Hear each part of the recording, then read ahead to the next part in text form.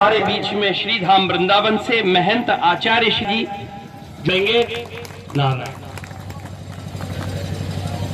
नमो ब्राह्मणाय गौरहिताय च जगद्विताय कृष्णाय गोविंदाय नमो नमः। वसुदेवसुतं देवकं चाणूरमर्दनं देवकी परमानंदं कृष्णं वंदे जगद्गुरुं।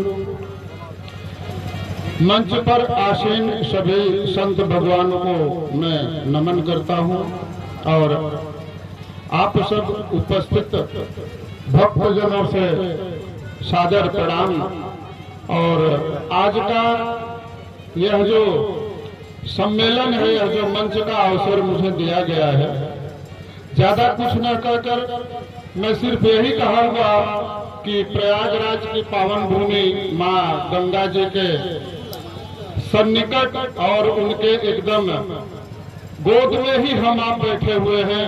यहाँ से धर्म और सनातन संस्कृति का यहाँ से प्राकट्य होता है। हम इस पावन भूमि से यहाँ विराजमान सभी संत जनों का दृश्य अदृश्य सभी शक्तियों को नमन करते हैं। और आज का जो यह लक्ष्य है, हम जो यहाँ एकत्रित हुए हैं, पूज्य बापू जी की जो अकल्पनीय जो दशा की जा रही है, जिसे हम विचार भी नहीं सकते हैं, जो सही में नहीं होना चाहिए।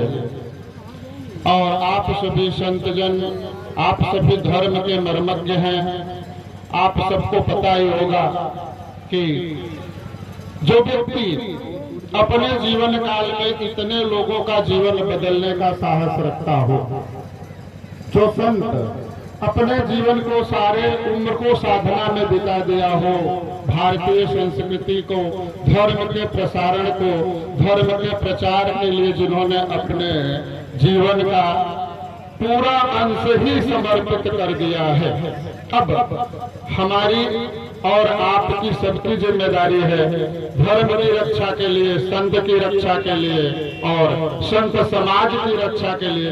जब ये ऐसे माता जी ने कहा ना कि एक मंत्रालय जरूर होना चाहिए अलग से संतों के लिए, क्योंकि समर्थ के नहीं दोष गोसाई, रब पावक सुर सर के नहीं। अब आजकल के जो लोग हैं वो संतों के ऊपर बड़ी विलक्षण तरह की टिप्पणियां किया करते हैं। वो अभी किसी न किसी रूप से हम सरकार से आग्रह करेंगे कि इसको भी बंद करना चाहिए। आप सब अपने अपने ढंग से प्रयास और प्रयत्न करते रहें। हम लोग तो निरंतर प्रयत्न में लगे ही हैं, क्योंकि अगर साधु सुरक्षित नहीं है, संत को दिशा निर्देश देने वाला व्यक्ति अगर सुरक्षित नहीं है, उस पर किसी भी तरह से कोई भी कलंक और कोई भी टिप्पणी लगा सकता है। ऐसा नहीं होना चाहिए। मुझे एक कथा याद आती है, राजा भरथरी और उनकी पत्नी पिंगला। उनका भाई था विक्रमादित्य।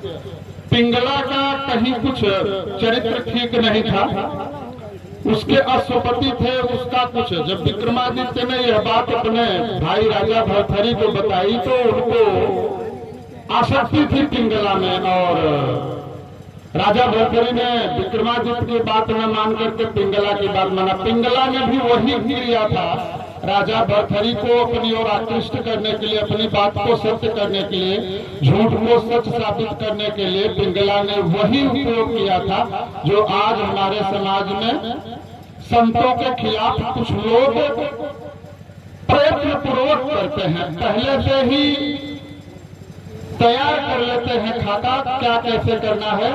पता नहीं कितने संतों और साधुओं के साथ इस तरह से हो रहा है जो नहीं होना चाहिए। मां गंगा के पावन भूमि से, प्रयागराज की पावन भूमि से हम यही हृदय पूर्वक आग्रह करेंगे कि जल्द से जल्द और जितना संभव हो सके, जितना मुमकिन हो सके, हम आप सब भक्तजन, संतजन, धर्म मर्मज्ञ जन प्रयास और प्रयत्न करते रहेंगे कि किसी भी निर्दोष संत के साथ अत्याचार नहीं होना चाहिए। बस मैं यही कहकर आप सभी के सामने वाणी को विराम दूंगा। एक बार